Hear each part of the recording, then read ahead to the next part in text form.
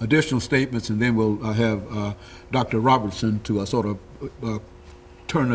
close us out today in reference to this. I think we've got about 5 minutes. Okay. But what are some of the other things that you think that you ought to leave with us today? Well, let's think of the far-reaching effects of a family state of health. Mm-hmm.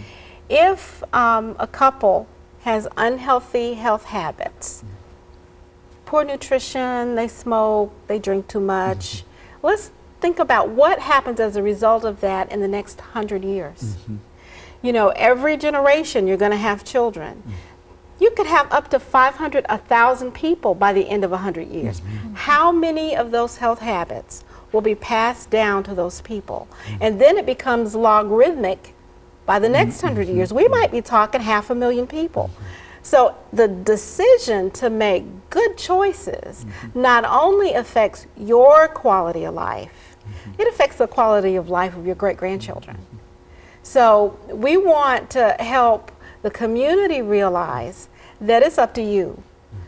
You can save your children. They don't have to have poor quality of life, but it's up to you. You have to make the decisions to have nutritious food in the house, to have them see you have healthy relationships between husband and wife, to see you exercise, to see you do healthy things to deal with your stress rather than unhealthy things. And you know, Dr. Robertson, it seems to me that especially since we're dealing with African American females often, that there ought to be something that you can say in reference to why is it that we have such a difficult time to convince African American females to be concerned about their health. I mean, they don't exercise as much as they perhaps should. They don't, well, you know the problems. Why is that?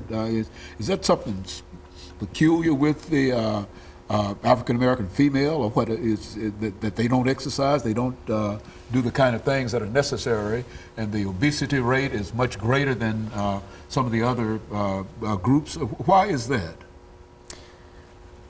What a loaded question. I think that African American women are indeed unique in that they are heads of families in some cases. They are looking at trying to hold the family together, supporting our men.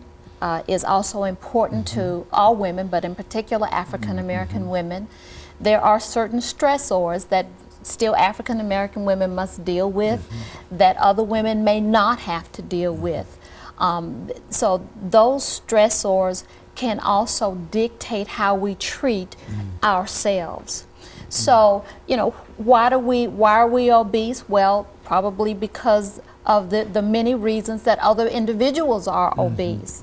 But what we want to do again is impact women, in particular African American women, and empower those women to make sound, healthy choices so that they can be better, look better, even feel better, and live better. That's what's most important, and that's what we want to do at Harmony.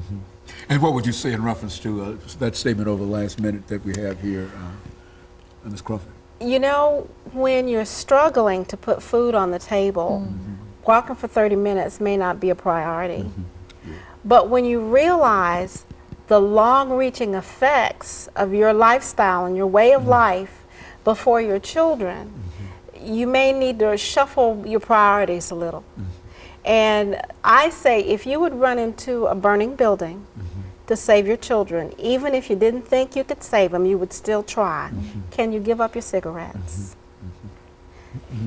Very good. And of course, Ms. Martin, we've got about a minute and a minute for you to make a final statement. Okay, and I think that we will all agree that everyone deserves the very best care that they can possibly get, from infancy all the way up. So, you know, one of the things our practice really emphasizes is breastfeeding, because that is the very best start.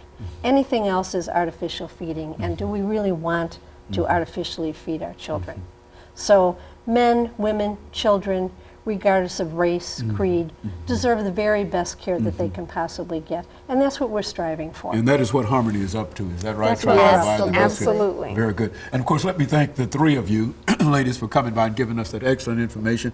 And let me apologize for the breaks that we had here today, but I think that overall, the message is out and the message is clear that you do believe that Harmony is a start for a large number of people. And of course, let me encourage our audience to tune in again next week for another informative edition of Comments. Thank you and